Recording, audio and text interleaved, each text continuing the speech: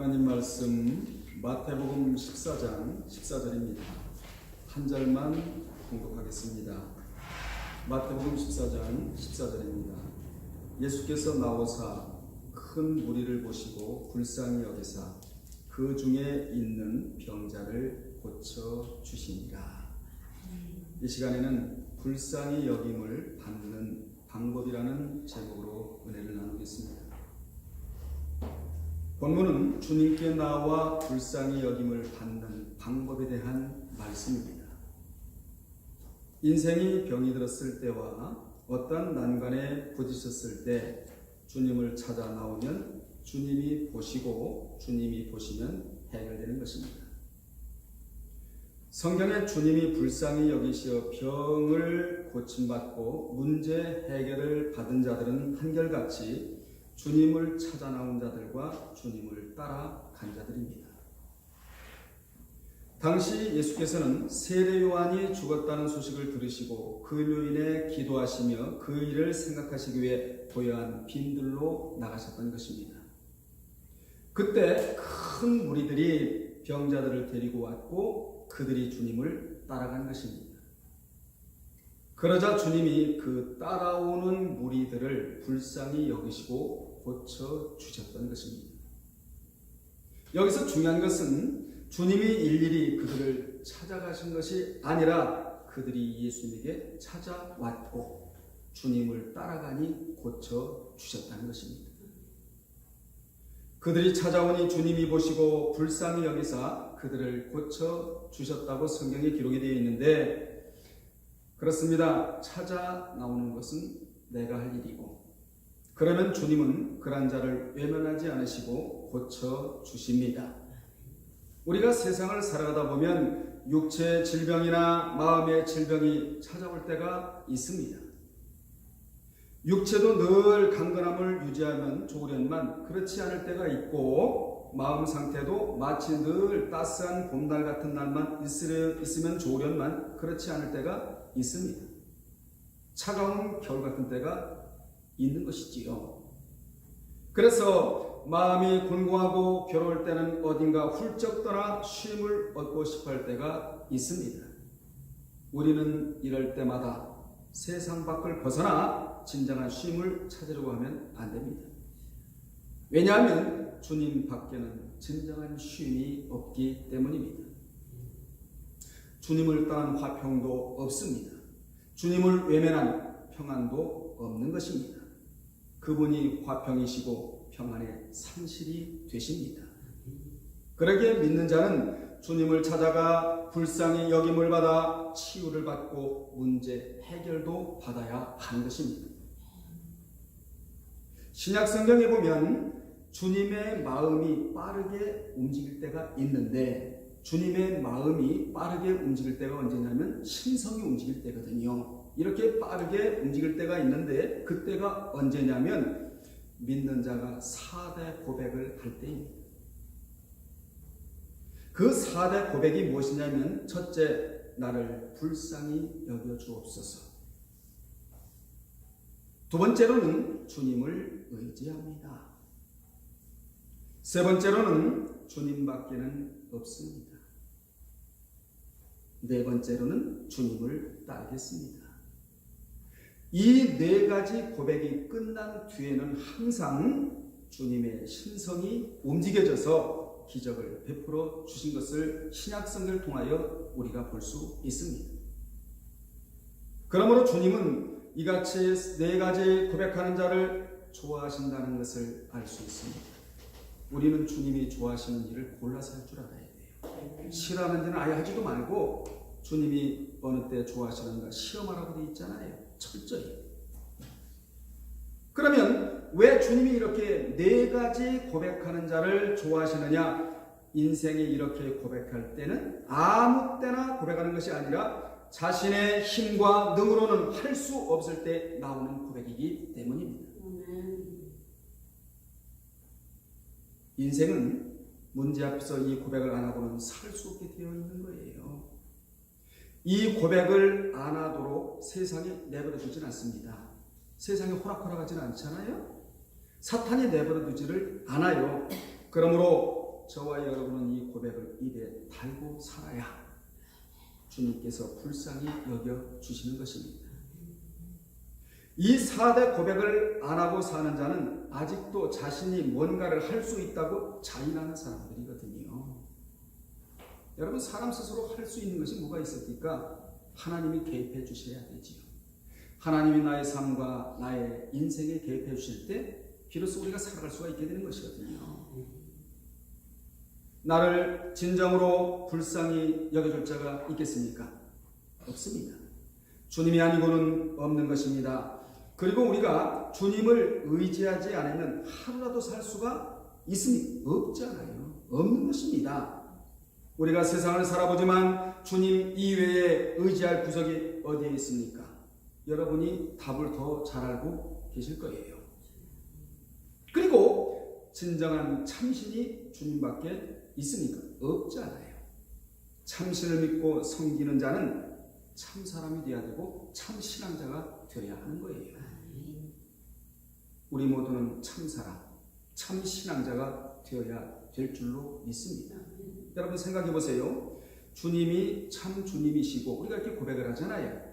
그리고 하나님이 참 하나님이시며 성령님이 거룩한 영이시고 그리고 성경이 참 진리이고 교회가 세상과 다른 영적 교육 공간이라면 참 사람이 되어야 되잖아요. 그리고 참 신앙자가 나와야 정상인 거예요. 하나님도 참이시고 주님도 참이시며 성령님도 참이시고 교회도 참 공간이고 말씀도 참이라면 진리라면 우리가 참 사람이 되어야 되고 참 신앙자가 되어야 되잖아요. 이게 정상인 거예요. 안 나오는 것이 기적 중의 기적이에요. 여러분, 기적 중의 기적이 뭔 줄 아세요? 안진뱅이가 일어나고 물론 기적이에요. 문둥병자가 치유받고 물론 기적이에요.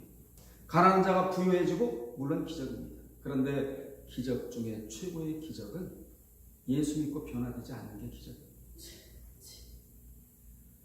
하나님이 참이시고 말씀이 참이고 예수님이 참이시고 성령님이 거룩한 홀리 스피리트 거룩한 영이시고 교회가 참이라면 당연히 참 사람이 되어야 하고 참 신앙자가 되어야 하잖아요. 오늘 본문에 주님이 보시고 치유해 주셨다는 말씀이 나오는데 우리는 어떤 고백을 하고 주님께 나가야 되느냐? 주님밖에는 없나이다. 나는 고백이 여러분의 고백이 되어야 될 줄로 믿습니다. 이런 고백이 나오는 자는 다른 그 무엇을 섬기지 않고 오직 주님만을 섬기려고 해요. 그리고 주님을 따르겠습니다 라고 고백하는 사람은 늘 주님과 스텝을 같이 하며 살아갑니다. 이걸 동행이라고 말을 해요. 성경의 동행이라는 단어가 보통 단어가 아니고 사역형으로 쓰였다는 것을 기억하셔야 됩니다. 주님과 동행하는 자체가 사역 중에 최고의 사역이라는 거예요. 전도하는 것도 사역이고 또 봉사하는 것도 사역이지만 그보다 더 월등한 사역은 주님과 동행하는 것. 히트 할락, 주님과 동행하는 이 동행 자체가 사역 중에 최고의 사역이라는 것입니다. 여러분이 주님과 동행하고 있다면 최고의 사역자예요. 주님을 따르는 것이 최선책이라는 사실을 아는 자, 이 자가 누구냐? 주님을 따르겠습니다 하고 고백하는 자예요. 그러므로 주님 이외에 또 다른 것을 굳게 믿는 자에게는 이러한 고백을 도저히 들을 수가 없습니다. 어찌 보면 오늘날 이러한 고백이 마치 흉년인지도 몰라요. 이러한 고백이 풍년이 되어야 될 줄로 믿습니다. 인생은 이러한 고백을 하여 주님께로부터 불쌍히 여기며 살아가야 합니다. 불쌍히 여김을 받으면서 살아야 하는 거예요. 여러분은 이러한 고백이 풍년들기를 바랍니다.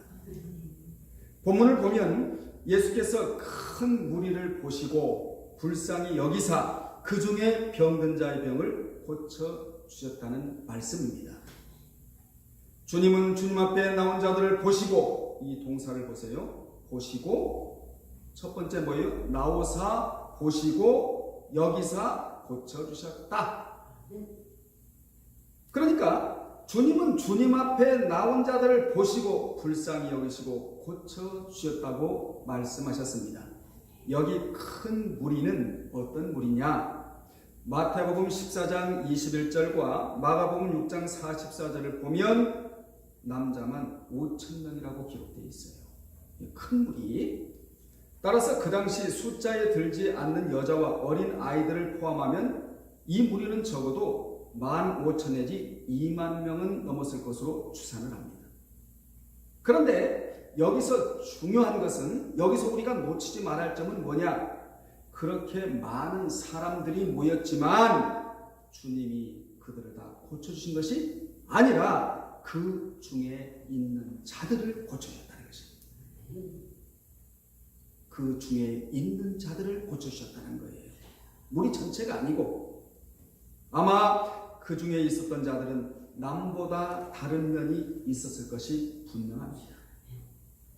다른 성경에 나와 있듯이 그들은 군중들을 해치고 밀치면서 오늘 이 치유받는 이 길이 마지막이 될 것이다. 오늘이 치유받을 마지막 기회라고 생각하면서 자신의 아픈 몸을 추슬러 최선을 다해 주님이 나를 불쌍히 여겨주심을 바랐을 것은 뻔해요. 이같이 복받을 자와 치유받을 자 행동은 남보다 뭔가가 다르고, 상받을 자의 행동도 남보다 뭔가가 다릅니다. 달라도 한참 달라요. 당시의 병자들이 무슨 힘이 있었겠습니까? 당시의 병은 주로 3대, 4대 병이라고 하는 중풍병, 소경, 나병, 혈류증. 이게 종교병이거든요. 일종의. 하나님을 만나야, 주님을 만나야 치유받을 수 있는 병이 이 병이거든요. 사람의 의술로는, 의사의 의술로는 치유받을 길이 없었단 말이에요. 영육간의 의사신 예수님을 만나야 치유받는 병이었거든요. 이런 병인데, 이런 불치병이 주를 이루었는데 그러니 무슨 힘이 있었겠습니까? 그러나 그들 중에는 소경, 거지, 바디메오처럼 육신의 눈은 분명 감겼지만 마음의 눈은 감겨있지 않아 내 눈을 뜨게 해달라고, 주님 제발 나의 눈을 열어 보게 해달라고 애원하며 주님을 간절히 찾았듯이, 그들 중에는 분명 육신은 병이 들었지만 마음은 병이 들지 않아 주님을 만나기를 학수고대하며 주님을 마음으로 불렀던 자도 있었을 것입니다. 너무 힘이 없어서 큰 소리로 부르지는 못했을지라도 마음으로 불렀다는 거예요. 주님, 나를 치유해 주실 분은 주님밖에는 없습니다. 아멘. 온 힘을 다 모두 제가 주님 앞으로 왔사오니 주님이여 나를 치유하여 주옵소서. 이런 자를 주님은 외면하시지 않습니다. 불쌍히 여기신다는 것이지요. 주님은 이러한 자들에게 관심을 갖고 불쌍히 여기시는 우선권을 부여해 주신 것입니다.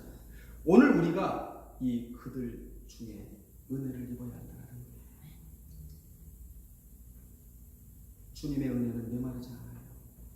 그런데 분명 주님은 관심의 대상이 있다는 것입니다. 온몸을 다하여 환경을 이기고 해치고 밀치고 모든 방해 세력을 다 뒤로 하고 오로지 주님의 능력에 손을 잡기 위해서 앞으로 전진하는 자. 주님은 이런 자를 외면하시더라. 불쌍히 여김의 대상이라는 것입니다. 주님의 눈이 그들을 향해 보시면 거기서 치유 물질이 나왔습니다. 분명히 주님은 구원해내는 은총이 있다는 사실을 기억하시기를 바랍니다. 본문에 불쌍히 여기사는 그렇게도 유명한 스플랑크니 조마이라는 동사입니다. 스플랑크니 조마이.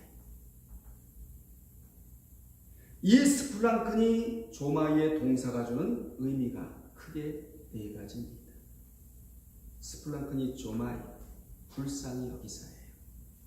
이 단어를 여러분 일생 동안 뼈에 새기고 살아가시기를 바랍니다. 스플랑크니 조마이. 이 스플랑크니 조마이라는 동사가 주는 네 가지 의미가 있는데, 첫째는 디아스포라의 유대인들이 사방으로 흩어져 참으로 애끓는 마음의 상태, 애끓는 아픔의 상태로 살아가기 시작할 때 생겨난 말이 바로 스플랑크니 조마이예요. 유대인들이 정든 본토를 쫓겨나 이방나라 백성들에게 견딜 수 없는 고난을 받을 때 생겨난 말이 바로 스플랑크니 조마이, 불쌍히 여기사. 그들이 이방나라로 쫓겨난 부분만 있었던 것이 아니라 스플랑크니 조마이, 즉 주님의 불쌍히 여기심도 있었다는 것입니다. 쫓겨남만 있었으면 그들에게 무슨 소망이 있었겠습니까? 그러나 그러한 가운데서도 주님의 불쌍히 여기심이 따라붙었다는 거예요. 그 디아스포라들은 생명의 씨앗들이기에 주님의 고유 위로책인 스플랑크니 조마이가 따라붙었다는 것입니다. 만약 주님이 그들을 불쌍히 여겨주지 않으셨다면 그들에게는 소망이 없는 겁니다. 지상에 존재하기가 너무 힘든 상태였어요. 이 스플랑크니 조마이의 동사는 디아스포라들에게만 해당되는 것이 아니라 오늘 저와 여러분에게도 따라붙고 있는 것입니다.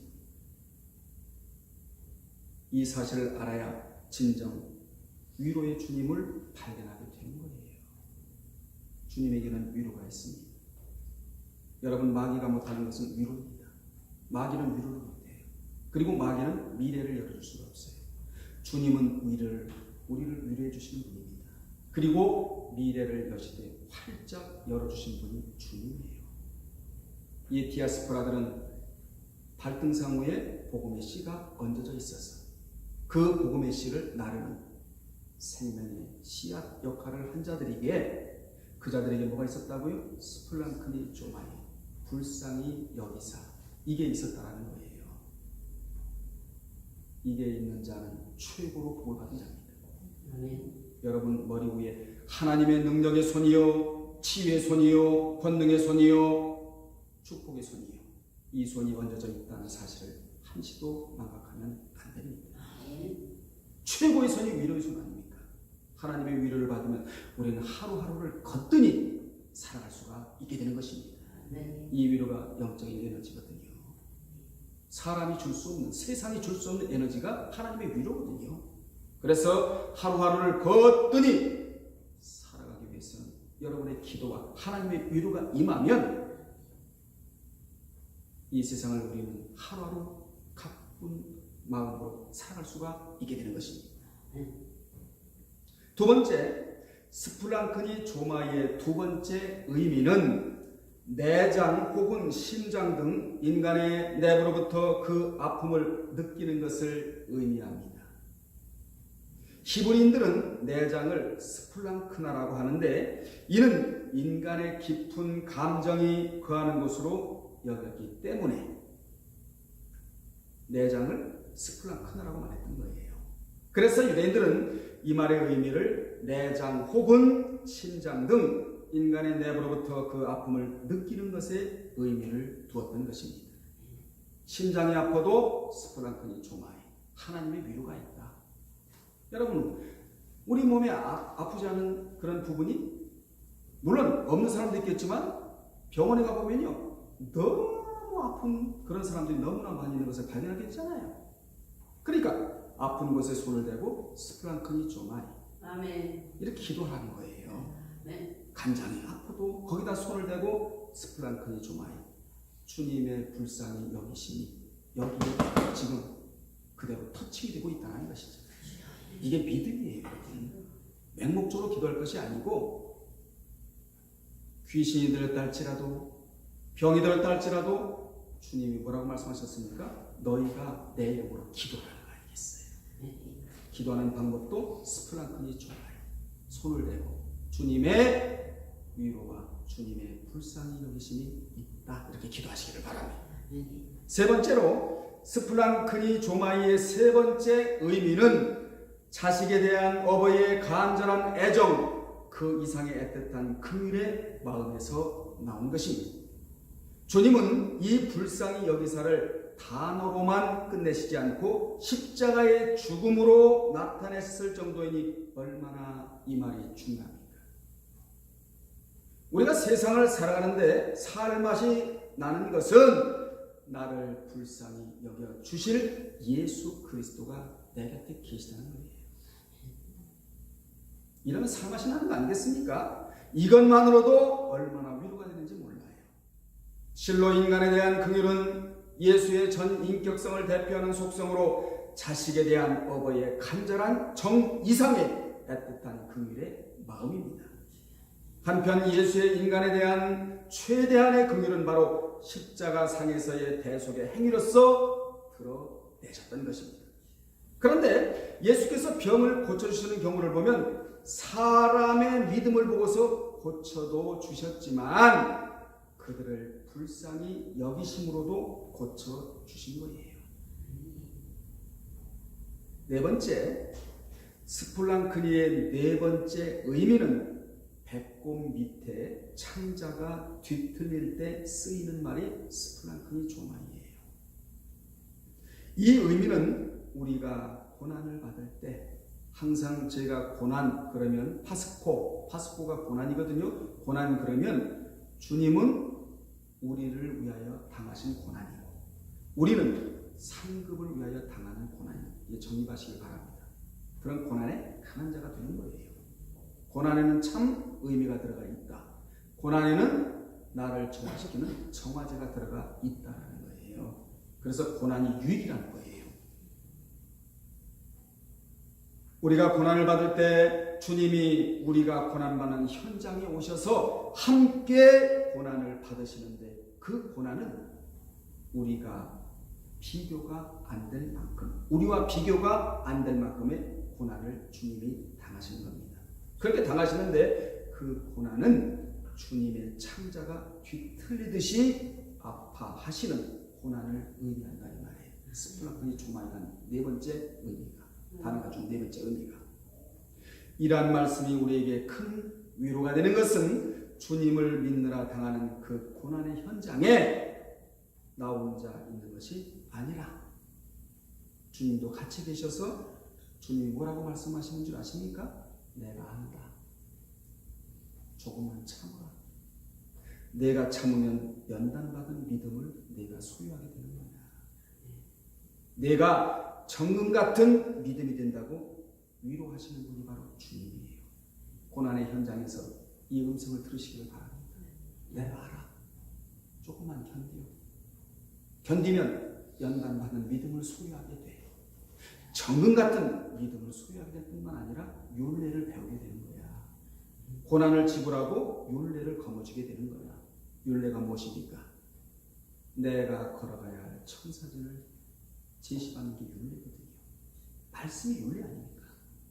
고난을 지불하고 얻는 유익들이 바로 이런 유익이거든요.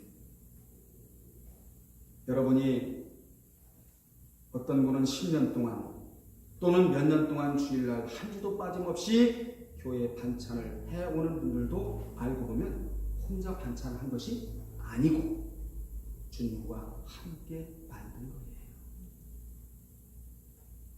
그러니 직장생활 하면서도 자식들의 그 사업장에 나가 힘들게 도와주면서도 우리가 그 일을 해내는 거 아니겠습니까? 일하기 좋아하는 사람이 세상에 어디 있겠습니까? 주님이 그 일을 할 수 있게 마음을 주셨기 우리가 하는 거예요. 그러니 나 혼자 하는 것이 아니라 나는 일하고 주님은 그 일을 할 수 있도록 마음을 주셨기에 할 수 있었던 것인데 주님은 마음만 주셔놓고 가만히 계시는 분이 아니라 그 현장에 함께 계시는 주님이시다. 반찬을 만들 때도 나 혼자 만든 게 아니고 주님이 함께 도맡아 주시고 맛있게 만들 수 있는 마음도 주님이 주셨기에 어떤 분은 몇 년, 어떤 분은 10여 년 동안 한 주도 빠짐없이 이 반찬을 해오고 있는 거 아니겠습니까? 그래서 기쁜 마음으로 할 수 있는 거 아니에요? 어찌 보면 이 일이 나에게는 고난이 될 수 있겠지만 주님 편에서는 위로와 축복거리가 되는 것입니다. 오늘 말씀을 들으시면서 고난에는 반드시 나만 혼자 힘든 것이 아니라 주님도 함께 힘들어 하신다는 사실을 깨달으시기를 바랍니다. 그러므로 고난에 떠는 자가 되지 마시고 그 고난으로 말미암아 견딤으로 신앙이 성장하고 상급거리를 준비한다고 생각하시고, 그리고 우리가 미워서 고난을 주신 것이 아니라 이겨야 너희에게 유익이 있기 때문에 고난을 주신다, 이렇게 믿음으로 받아들이시길 바랍니다. 그래서 고난에는 무조건 이겨야 되는 거예요. 고난에 밀리면 안 돼요. 그러므로 스플랑크니 조마이의 말의 의미를 알면 고난에도 무서울 것이 없는 자가 되는 것입니다. 이것이 말씀이 주는 힘이고 능력인 것이에요. 말씀을 모르니 세상에서 떨지요. 마귀에게 떨고 병마에 떨고 고난에 떨지요. 말씀을 하면 모든 것이 찬란하고 환하게 다가오는 거예요. 그리고 이기는 자가 되는 것입니다. 여러분은 무조건 이기시기를 바랍니다. 환난에도 이기고요.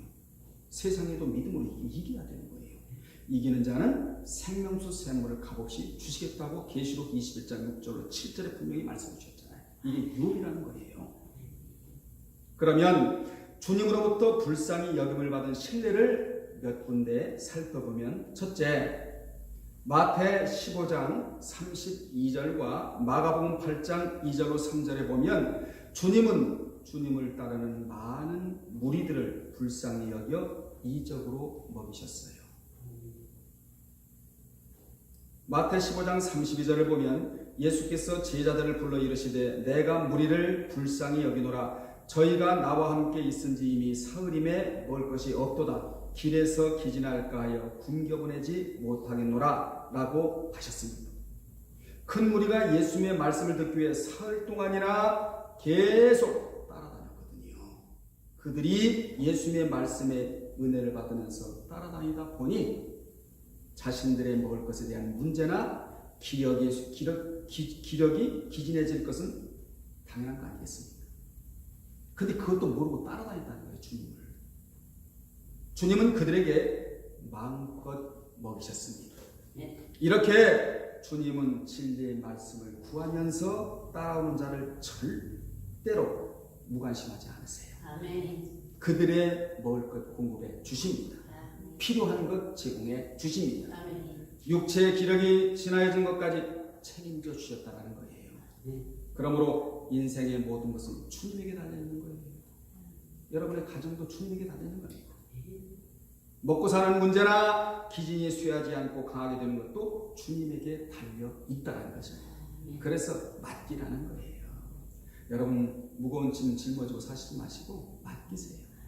맡긴다는 말은 주님이 보시는 앞에서 굴려버리다는 뜻이에요. 굴려버리고 다시 안 보는 게 맡기는 거거든요. 주님 보시라. 믿음으로 굴려버리세요. 물질의 문제도 굴려버리시고 여러분의 모든 문제 주님 앞에서 굴려버리시기를 주의 이름으로 축원합니다. 두 번째, 마가복음 6장 34절에 보면 주님은 참 목자를 만나지 못한 자를 불쌍히 여겨 가르치셨어요. 마가복음 6장 34절에 보면 예수께서 나오사 큰 무리를 보시고 그 목자 없는 양 같음을 인하여 불쌍히 여기사 이에 여러 가지로 가르치시더라 라는 말씀이 기록되어 있습니다. 당시 주님은 자신을 만나려고 모여든 자들을 향해 불쾌한 반응을 보이지 않으셨습니다.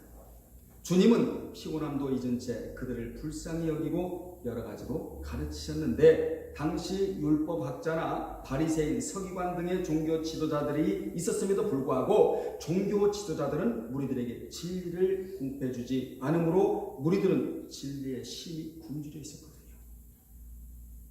그들에게 진정 필요한 것은 영혼의 꼴이었는데 그것이 주어지지 않았던 것입니다. 하지만 주님은 배에서 내려 자신의 피곤함에도 불구하고 불쌍히 여기며 여러 가지로 가르치신 거예요. 예수께서는 모세처럼 그의 백성을 인도하시며 다윗처럼 그들에게 휴식을 제공해 주시며 그들에게 영혼의 굶주린 문제를 해결해 주셨습니다. 육체적 굶주림까지 동시에 해결해 주셨던 참 목자가 바로 제가 여러분이 섬겨드리는 예수 그리스도라는 사실이에요. 우리 주님 너무 좋으신 주님 아닙니까? 육체적인 문제, 영혼의 문제 마음껏 살찐 꼴을 제공해 주셔서 영혼도 살게 하시고 육체도 살게 하신 분이 주님이시라는 것이죠. 세 번째, 마태복음 9장 27절로 31절에 보면 주님은 두 소경을 불쌍히 여겨 고쳐주셨습니다. 예수께서 거기서 떠나가실새 두 소경이 따라오며 소리질러 가로되 다윗의 자손이여 우리를 불쌍히 여기소서 하더니 예수께서 집에 들어가심에 소경들이 나오거늘 예수께서 이르시되 내가 능히 이 일을 할 줄로 믿느냐? 그랬더니 대답하되 아멘 주여 그러하오니이다. 아멘. 이 아멘이 끝나자 예수께서 저희 눈을 만지시며 이르시되 너희 믿음대로 되라. 신적 권위를 가지시고 믿음대로 되라. 그랬더니 눈이 밝아졌다는 거예요. 눈도 뜨게 하시는 주님이고 병도 치료하시는 주님이고 육체적 굶주림도 해결해 주시는 주님이고 영혼의 굶주림까지라도 해결해 주시는 분이 주님이시라는 거예요. 그분이 불쌍히 여기심으로 대해주시기만 하신다는 말이에요. 네 번째로 마가복음 5장 1절로 19절에 보면 주님은 귀신 들린 자를 불쌍히 여겨 고쳐주셨어요. 거라산 지방의 사람들은 제산상에 손해가 날까봐 주님 보고 계속하여 이 동네에서 떠나라고 했지만 귀신 들린 자는 귀신이 나가자 주님과 함께 있기를 원했어요. 그러자 주님은 집으로 돌아가 내게 어떻게 큰 일을 행하사 너를 불쌍히 여기신 것을 내 가족에게 알리라고 하셨습니다. 다섯 번째로 마태복음 15장 20절로 28절에 보면 주님은 귀신 들린 딸을 둔 어미가 나를 불쌍히 여겨달라고 애원하자 그를 보고 그 여인의 딸을 고쳐주셨습니다. 예수께서 거기서 나가사 두로와 시돈 지방으로 들어가시니 가난 여자 하나가 그 지경에서 나와서 소리질러 이르되 주 다윗의 자손이여 나를 불쌍히 여기소서. 스플랑크니 쪼마이 내 딸이 흉악히 귀신 들렸나이다 하되 이에 예수께서 대답하여 이르시되 여자여 내 믿음이 크도다. 내가 100만 배의 믿음을 소유했다는 말이 이 말이에요. 내 믿음이 크도다. 내 소원대로 되리라 하시니 그 시로부터 즉시 그의 딸이 나으니라. 주님은 치유해 주시는데 즉시 곧 이렇게 해주시는 거예요. 여섯 번째, 마태 17장 15절로 18절이나 마가복음 9장 18절로 27절에 보면 무리 중 한 사람이 간질 걸린 아들을 불쌍히 여겨달라고 애원하자 그 아이를 즉시 고쳐주셨다는 내용이 나옵니다. 이 부분은 조금 제가 자세히 설명해 드려야 되겠는데 무리 중에 한 사람이 예수께 와서 꿇어 엎드려 이르되 주여 내 아들을 불쌍히 여기소서. 내 아들이 간질로 심히 고생하여 자주 불에도 넘어지며 물에도 넘어지는데 내가 주의 제자들에게 데리고 갔으나 제자들은 그 간질 마귀를 내쫓지 못하다. 이렇게 말을 했어요. 그때 주님은 그에게 이르시되 믿음이 없고 패역한 세대여 내가 얼마나 너희와 함께 있으며 얼마나 너희를 참으리요 그를 이리로 데려오라 하시고 이에 예수께서 꾸짖으시니 귀신이 나가고 아이가 그때부터 나음을 입었다고 기록되어 있습니다. 주님은 제자들이 믿음이 없기 때문에 그 귀신을 내쫓지 못하였다고 책망을 하셨어요. 믿음은 기본이에요. 그러니까 여러분 믿음 위에 올려놓을 게 너무나 많죠? 고귀한 믿음을 소유하고 있기를 바랍니다. 그 믿음이 모든 것들을 작동시키거든요. 근데 제자들의 믿음이 없었다는 거예요. 예수님이 제자들과 오랫동안 같이 계시면서 그렇게도 가르쳐 주시고 믿음으로 인도해 주셨는데 그들은 아직도 믿음이 없어 마귀를 물리치지 못하는 것을 보시고는 안타까워하셨어요. 여러분 마귀를 직접 믿음으로 쫓으세요. 너희 놈은 천하에 다니며 만민에게 복음을 전파하라. 믿고 세례를 받는 자는 구원을 얻을 것이요 믿지 아니한 자는 정죄를 받으리라. 믿는 자들에게 이러한 표적이 따르니 곧 너희가 내 이름으로 귀신을 쫓아내고 새 방언을 말하며 뱀을 집으며 무슨 독을 마실지라도 해를 받지 아니하며 병든 자에게 손을 얹은 즉 나음을 입으리라 하셨잖아요. 스스로 여러분이 쫓아야 되는 거예요. 주님의 믿음을 소유하고 그분의 능력을 소유하고 말이에요. 이건 나눠주는 자가 되어야 되잖아요. 먼저 여러분 자신에게 나눠주세요. 예수님께서 불쌍히 여기셔 그 귀신을 꾸짖으시니 귀신이 나가고 그때부터 아이가 나음을 입었어요. 귀신이 나가야 나음을 입거든요. 오늘날의 최대의 귀신은 어떤 귀신이냐? 패배의식을 가는 게 최대의 귀신이에요. 나는 못한다. 나는 할 수가 없다. 미래가 불확실하다. 불투명하다. 이런 마음을 갖는 것. 미래가 불투명하고 불확실한 게 아니에요. 주님이 열어주시면 투명한 거예요. 확실한 겁니다.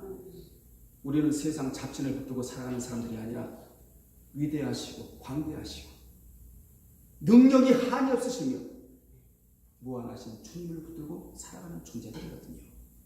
아멘. 믿음이 없는 제자들이 쫓아내지 못한 마귀라도 예수님의 말씀 앞에서는 꼼짝 못하고 쫓겨나게 되었다는 것입니다.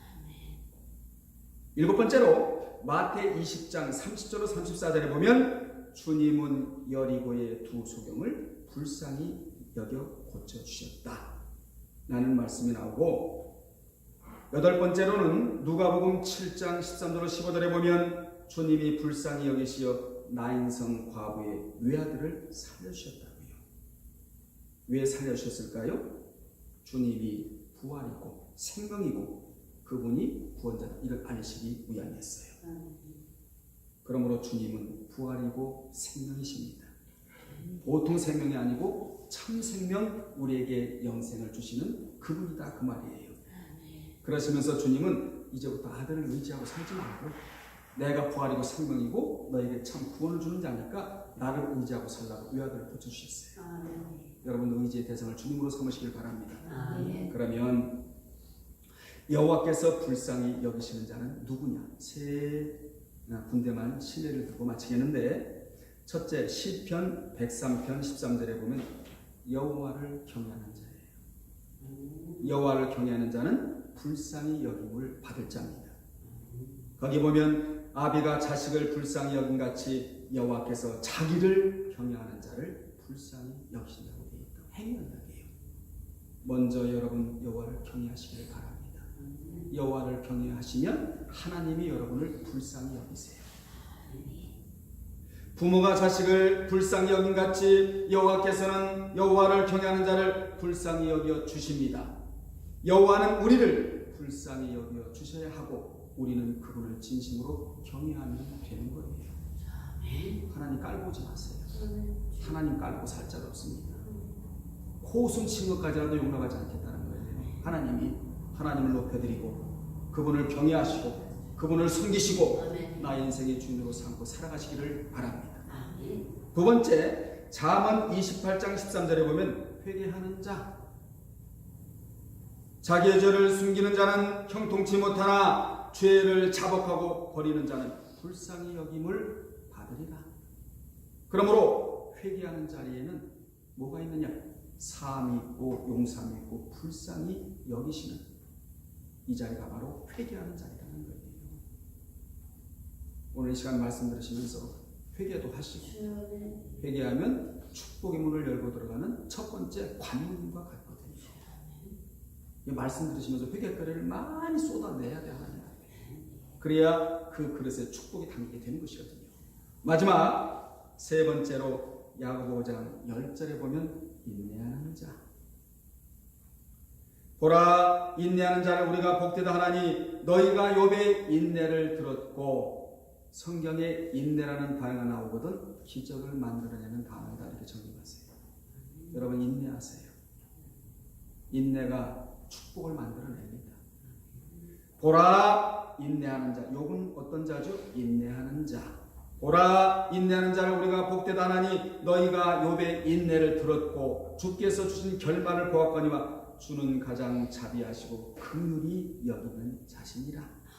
인내하는 자에게 긍휼이 당도한다는 사실을 기억하시기 바랍니다. 결론 내리겠습니다.